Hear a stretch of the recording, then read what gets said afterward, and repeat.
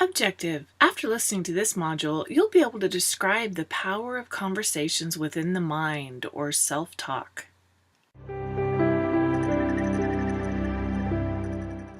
The power of self-talk. To illustrate the power of words in general, take a look at a couple of quotes. Handle them carefully, for words have more power than atom bombs. The tongue has no bones, but is strong enough to break a heart, so be careful with your words. Be mindful when it comes to your words. A string of some that don't mean much to you may stick with someone else for a lifetime. Words have the power to both destroy and heal. So it's implied that these quotes pertain to the potentially damaging effects that words might have on others. But what about what we say to ourselves? We've already talked about the power of thoughts in general. Now let's talk about the influence of the conversations you have in your mind, or the power of self-talk, and some techniques you can use to change your self-talk.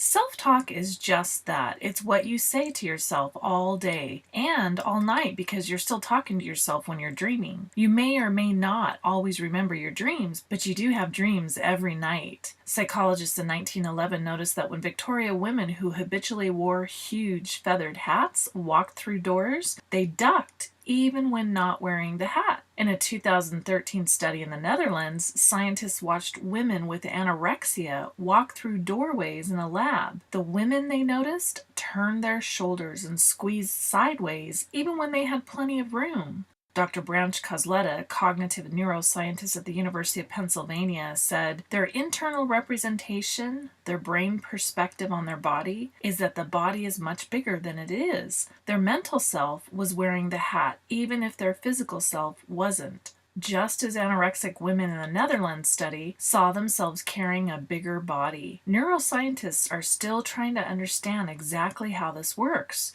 So far, evidence that the words you say to yourself could change the way you see yourself is still limited to self-reports of patients, and the effect on brain physiology hasn't yet been studied. But Dr. Cosletta thinks self-talk probably does shape the physiology of perception, given that other sensory perceptions, the intensity of pain, for example, or whether a certain taste is pleasing or foul, or even what we see, can all be strongly influenced by opinions, assumptions, and cultural biases. Research published this year suggests that talking to yourself and using the word I could stress you out instead of bringing on waves of self-love and acceptance. Psychologist Ethan Kross at the University of Michigan led the work, studying the pronouns people use when they talk to themselves silently inside their minds. What we find, Dr. Kross says, is that a subtle linguistic shifting from I to your own name, can have really powerful self-regulatory effects. In other words, it changes the way you feel and behave. When LeBron James, for example, talked about his decision to leave Cleveland for the Miami Heat back in 2010, Kross noticed that James created distance from himself in his use of language. I wanted to do what was best for LeBron James,